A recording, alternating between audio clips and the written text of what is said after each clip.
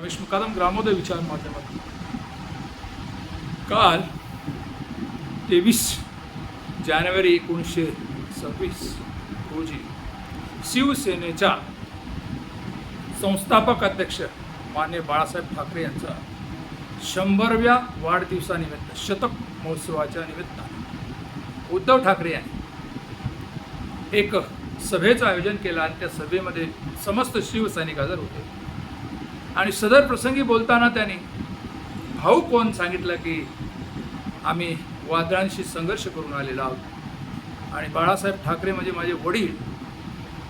यांच्या विचाराने प्रेरित होऊन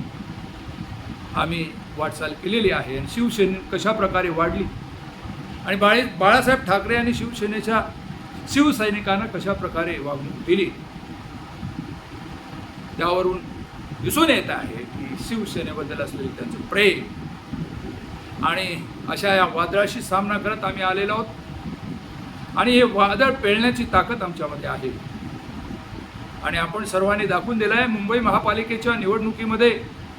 साम दाम दंड भेद वापर करून भारतीय जनता पार्टी ज्या पद्धतीने लढली त्याला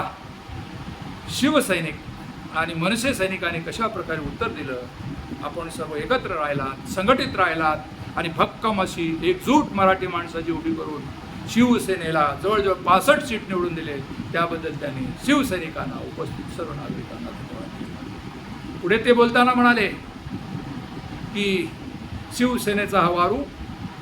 असाच पुढे वाढत जाणार आहे आणि दिल्लेश्वराचे दोन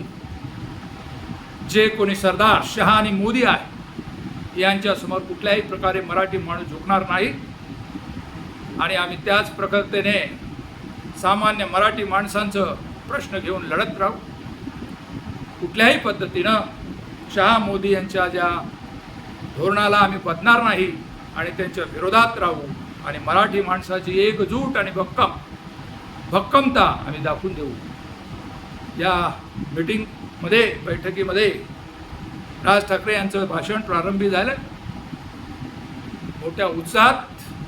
हे जे भाषण झालं आणि या उत्साहात उद्धव ठाकरे यांनी आगामी काळामध्ये आम्ही भारतीय जनता पार्टीशी 2 हात करण्यास सज्ज आहोत याची ग्वाही त्याने दिलेली आहे आणि या संदर्भात आपलं म्हणणं काय कमेंट्स करा आणि माझा व्हिडिओ आवडला तर लाईक करा सबस्क्राईब करा फॉरवर्ड करा. जय हिंद जय महाराष्ट्र जय भारत.